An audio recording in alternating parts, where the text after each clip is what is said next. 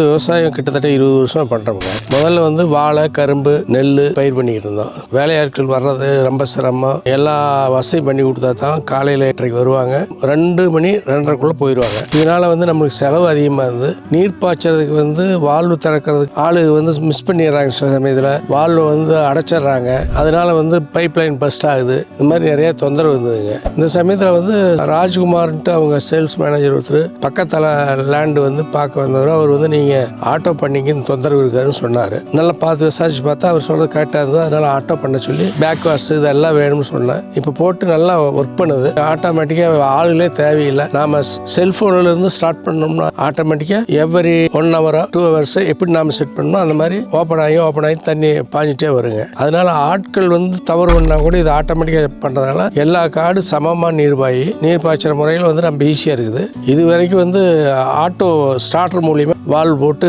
பண்ணிக்கிட்டு இருந்தாங்க. அது ஆள் கம்பல்சரியாக வந்து 2 hours 3 hours அந்த வால்வு மாற்றி விடணுங்க. அது ஆளு வந்து எங்கேயா போயிடுவாங்க, வர்றதுக்கு லேட் ஆகுது. தண்ணி வேணுங்கிறத விட அதிகமாக பாஞ்சு போயிரு. அதனால ஒரு பக்கம் காய்ச்சலும் ஒரு பக்கம் தண்ணி அதிகமாக இருக்கு. இது ஆவரேஜாக வந்து ஒரு இடத்துல எத்தனை லிட்டர் வந்து கொடுக்குதோ அதே மாதிரி ஒவ்வொரு இடத்துல கொடுத்துக்கிட்டு இருக்குதுங்க. மொத்தம் 27 வால்வு இருக்குங்க இந்த தோட்டத்தில். அந்த தோட்டத்தில் 22 வால்வு இருக்குங்க. ஆட்டோமேஷன் நயகரா பண்ணது முறை எனக்கு ரொம்ப திருப்திங்க. விவசாயிகளின் மேல் எல்லாமே இந்த மாதிரி போனோம்னா தான் செலவு இது எல்லாமே குறையுதுன்னு வச்சுங்களேன். ஆளுக்கு தொந்தரவே இல்லை. அப்புறம் வந்து நல்ல வறட்சியான காலங்களில் பார்த்தீங்கன்னா டே அண்ட் நைட் ஓடினா தான் தோட்டத்தில் வந்து எல்லா மரத்துக்கு தண்ணி போயிங்க. நைட்டில் இங்கே யாரும் இருக்க மாட்டாங்க. மோட்டார் அது பாட்டுக்கு ஸ்டார்ட் பண்ணோம், பாஞ்சிட்டே இருக்க. ஆள் வந்தாலோ வராட்டியோ ஒரு தொந்தரவும் இல்லைங்க. வறட்சி காலத்தில் வந்து நம்ம தண்ணி வந்து ரொட்டீனாக பாயறதுக்கு இந்த நயாகரா சிஸ்டம் வந்து ரொம்ப ஒத்துழைப்பாக இருக்குதுங்க.